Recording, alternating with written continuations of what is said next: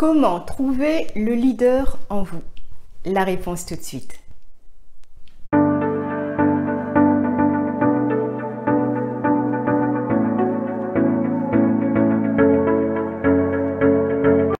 Bonjour, ici Lucette Saint-Honoré, je suis coach patrimonial et auteur du livre Mon argent travaille pour moi.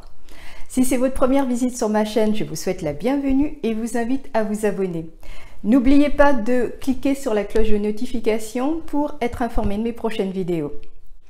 Alors, comment trouver le leader en vous? Alors, tout d'abord, c'est quoi être un leader? Eh bien, en fait, vous êtes un leader si vous savez faire adhérer volontairement à vos idées ou actions. Mais pas que. Vous êtes également un leader si vous êtes suivi par ceux qui croient en ce que vous dites et en ce que vous faites.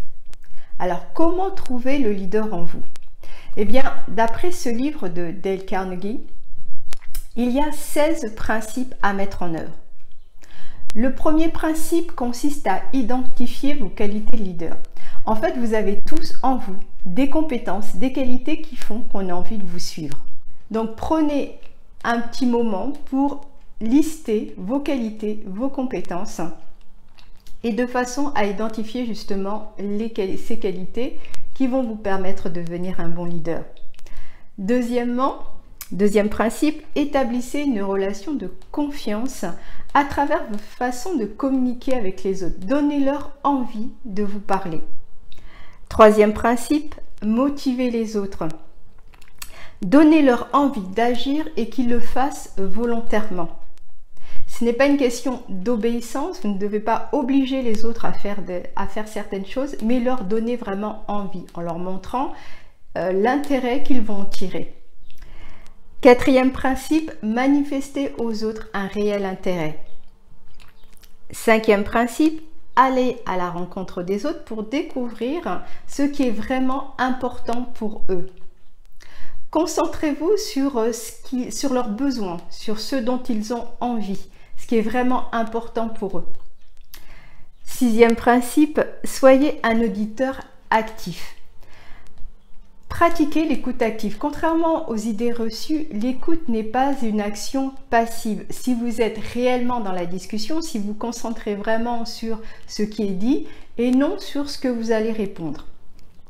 Septième principe, bien, formez vos équipiers à devenir eux-mêmes des leaders. Huitième principe, respectez les autres. Il n'y a rien de plus motivant que quelqu'un qui vous respecte. Neuvième principe, au-delà de l'aspect financier, le premier besoin que l'homme recherche est d'être reconnu. Donc ne soyez pas avare en compliments, au contraire, apprenez à féliciter, complimenter, encourager les autres. Dixième principe, soyez capable de vous remettre en question rapidement. Sachez reconnaître vos erreurs de façon à pouvoir les transformer en quelque chose de positif. Onzième principe, fixez-vous, que ce soit à vous et aux autres, des objectifs qui soient clairs, qui soient motivants et atteignables. Douzième principe, restez focus sur vos objectifs, restez concentré. Treizième principe, menez une vie la plus équilibrée possible. Accordez du temps loisir dans votre vie. Un bourreau de travail n'est pas un bon leader. Donc, apprenez à faire des pauses pour faire ce qui vous fait plaisir.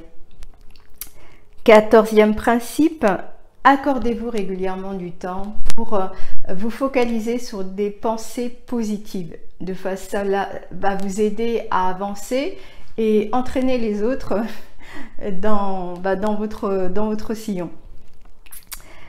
Ensuite, le 15e principe, apprenez à maîtriser vos craintes. Apprenez à rester positif et cessez de vous inquiéter. S'inquiéter, c'est se fixer des objectifs négatifs. Retenez bien ce principe, s'inquiéter, c'est se fixer des objectifs négatifs. Et enfin, 16e principe, soyez enthousiaste et montrez-le. L'enthousiasme est vraiment quelque chose d'entraînant, de motivant. Donc, montrez votre enthousiasme car c'est vraiment un moteur puissant. Voilà les 16 principes d'après le livre de Dale Carnegie, comment trouver le leader en vous.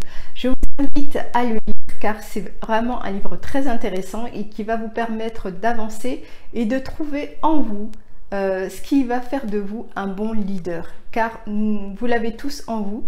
Il s'agit simplement d'identifier ses qualités et de mettre en pratique ces 16 principes. Si vous avez aimé cette vidéo, je vous invite à mettre un pouce bleu histoire de m'encourager et vous abonner à ma chaîne si ce n'est encore fait pour profiter de mes idées, astuces et conseils pour atteindre la liberté financière. À bientôt!